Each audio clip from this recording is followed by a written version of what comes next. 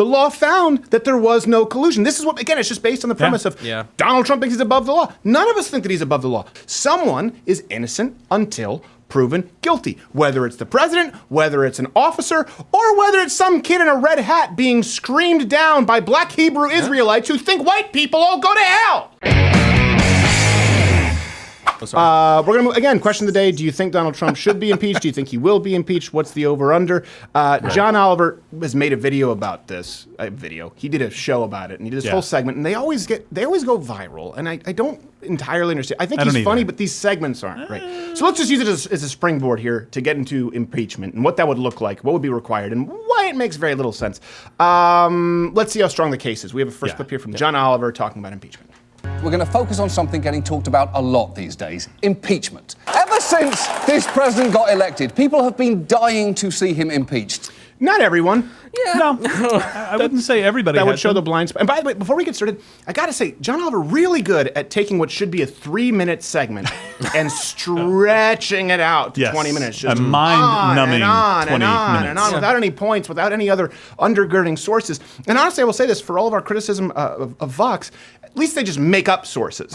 Half Asian Bill, that's a big reason you're here today, because I think this is right in your wheelhouse. But let's go to his next clip, John Oliver. They think that you get impeached, you're gone. And that is completely not true. It's not the means to the end that people think. All you do, vote to impeach, bye-bye birdie. It isn't that. I don't understand. Why are they laughing? She just named the title of a film. Bye-bye birdie? They're laughing at her, guys. Yeah, she is in the heat of the night. That's a great show. Take that back. Is that a show? Applause. Yeah. I know it's a film, Sidney Poitier. There's a show now? Yeah, he did the show. Poitier? It was the show. It was like early morning, you know? Like, you didn't have cable, you had to watch that, and Matlock. I didn't mean to spoil your whole day like that. Columbo. Just screwed them all up But there, here's the thing. She's right. She's absolutely correct here. Yeah. And John Oliver later goes on to admit that. But all right, again, like I said, paper thin, 20-minute segment. We're going, is there anything here? Here's the closest they kind of come. Here is how the impeachment process works. Typically, it begins with an inquiry in the House of Representatives, during which a committee investigates and holds hearings into a president's conduct. And if a majority decides they found impeachable offences, they vote to impeach. But that is not the end. That merely moves the process to the Senate, where a trial is held. And the president is only removed from office if a 2/3 majority votes for that. So, what is the case for putting this president through that process? Next, teach us about conjunctions and their functions. How dare you? Please. You're bringing up bad memories. But it's true. You do have to have the votes in the House. But here's... People, Democrats, notably Pelosi, arguably the most powerful Democrat in the party, they don't support it. No. And you don't just need a majority. Like I said, you need 2/3 majority in the Senate, where Republicans have a majority. No. By the way, hit the notification bell, because apparently subscriptions don't mean anything. Join up at Mug Club. We appreciate it, everyone who has. And iTunes, for those who have not yet subscribed on iTunes. Everything he said sound correct? Quick. So he's right. So, I mean, you have to analogize it to like maybe the criminal sphere, where you have a grand jury. The prosecutor goes in front of a jury, decide, can we even bring charges? That's what the House is. There's an initial investigation even before that. So then you take it to the floor of the House decides, by a majority, are you going to actually issue articles of impeachment? You draw them up, you get them done, you vote. Then that's when the rest of the trial happens. So what typically you would call the trial, and the jury members are the senators. So you've got a supermajority you've got to do there. So that is right. It's 3: investigation, articles, trial. Sounds like a lot of work. Can we just get Comey in there? Pretty much. All right. I'd apply. Let's go to the next clip. One area where we already have considerable evidence against Trump is obstruction of justice. Considerable, It's a very serious allegation. It was among the articles of impeachment It is a serious allegation. Nixon It is. and Clinton. Obstruction was also half of Robert Mueller's report. It is a serious allegation. That's why you made it. It would be a serious allegation for me to accuse you of rape, you rapist. That would be bad if it were true. Yes. Rapist! It doesn't make any sense at all. It's proof. Please. And he's right, by the way, that both Nixon and Clinton had articles of impeachment brought against him. Obviously, Nixon resigned, but partly because of obstruction.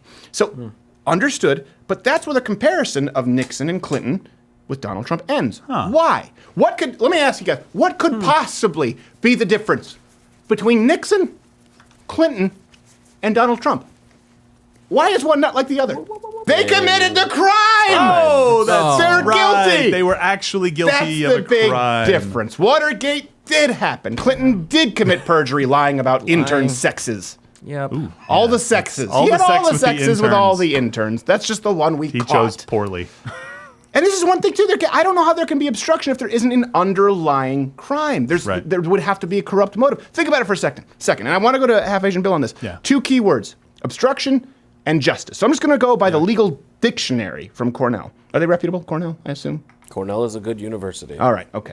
Obstruction, my cousin. impeding, stopping, blocking. Justice, a concept of fairness or moral rightness, in this case as it relates to a ruling or finding. Okay, so we know President Donald Trump didn't commit any collusion. Yeah. Right. So in this case, what would be justice? The conclusion that no collusion occurred? What did Trump do? He screamed and he yelled. Yes, he threw tantrums over the fact that no collusion occurred. That's not obstructing, that's assisting justice. Yeah, and the AG even said, and I know we're going to get to it probably in a second, but the AG said there wasn't enough evidence. Well, he said, it's tough to obstruction be acting and- with corrupt motives. Your motives are that you're innocent. That's actually from Barr. Yeah, there you go. See? And also the deputy AG said not enough evidence. Like these are two of the brightest minds in legal jurisprudence. Well, not if you listen Allegedly. to John Oliver. I think we have more. We have more clips to get to. All right, yeah, like I we said, do. paper thin. Here's why this really matters. But for Don McGahn, Trump might have stopped an investigation into himself. And if a president can shut down an investigation, he can basically do anything with no consequences. It's a Yes. big deal. Wait, but Trust me. Trump, he didn't shut down an investigation. Exactly. Even when Trump was innocent, Democrats forced the taxpayer to spend 2 years, $35 million investigating him. He couldn't even stop that. Quit acting like he's Nazi Thanos, for crying out loud. He goes on to talk about the sort of the precedent, I guess. He doesn't use the word, if I'm not mistaken, that it sets. Next clip. To be honest, the thing that's tipped the scales now for he's me being honest. is Yes. remembering that not opening an inquiry comes with consequences too. Because it essentially sends the message that the president can act with impunity, which is a dangerous precedent to set. Hold on a second. What message? That to the left you're now guilty until proven innocent, unless you're a black guy waving an accurate scale replica gun at passersby in the park. I get it. It's just there are different strokes. If an investigation finds nothing, this is the message that's been sent. Okay, he's talking about the message that would be sent had Donald Trump stopped the investigation. Right. The message that is sent right now is that Democrats, the left, will destroy you. There will be a witch hunt. It doesn't matter if you're innocent. It doesn't matter what you've done. We've learned that from Kavanaugh, Covington kids. All Trump supporters who've been tarred and feathered as racist, and Jussie Smollett. Let's go to the next clip. Don Jr.'s failure to alert the FBI when Russia offered them intel during the campaign, and his response was appalling. Should he have gone to the FBI when he got that email? Okay, I think let's this put interview is yourself in a hysterical, by the position way. you're Okay, a congressman. okay. Somebody comes Look. up and says, hey, I have information on your opponent. Do you call the FBI? I don't it's think coming from I'll tell you Russia, what, you do? I've seen a lot of things over my life. I don't think in my whole life I've ever called the FBI. In my whole life. You don't call the FBI. This is somebody that said we How have many people who are information laughing at him for that on have your called the opponent. FBI? Right, all yeah. the time? Let me Exactly. call the FBI. Give Like, me a break. I do it Life every doesn't weekend. work The that way. FBI director says that's what should happen. The FBI director is wrong. Okay, there is so much in there. No, Your Honor, the defense is wrong. First off, no info changed hands, okay? No. And here's the crazy part. This is something that no one, again, this is predicated the impeachment on because there's no collusion. Right. There hasn't been any proof of obstruction. Right. So now it's, well, hold on a second, maybe there was information exchanged. When people talk about Trump Jr. meeting with the Russians they met with worked for Fusion GPS. I feel like I've been saying this until I'm blue in the face. The same Fusion GPS that the Clinton campaign That's awkward. hired to create the hoax Steele dossier.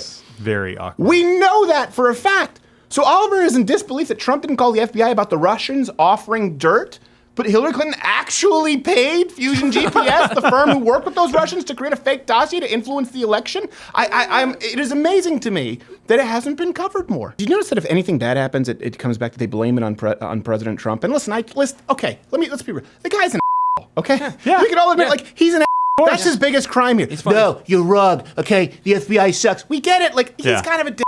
But he's not guilty of these crimes. Two things can be true at once. Right. Yeah. It is remarkable to me that we are talking, and this is what they blame it on Trump, that people have lost faith in the institutions of American institutions like the FBI. Oh, gosh. No, you know why? Because we see that they can be used as political Yes. weapons. That's the issue. Why don't we talk about the problem rather than the fact that Donald Trump is foolishly complaining about a valid problem? The defense is wrong. I think we have one last clip here. Geraldine is right. I can't guarantee that impeachment will work out the way that you want it to, because it probably won't. But that doesn't mean that it's not worth doing. Because if nothing else, we'd be standing by the basic fundamental principle that nobody is above the law. And In doing so, it would mean that when people tell dying relatives that we're doing everything we can to hold this president accountable, at least this time, it would actually be true. No, what you would be saying is that the rule of law doesn't matter, that someone isn't innocent until proven guilty, that no one is above the law. He's not above the law. The law found that there was no collusion. This is what, again, it's just based on the premise of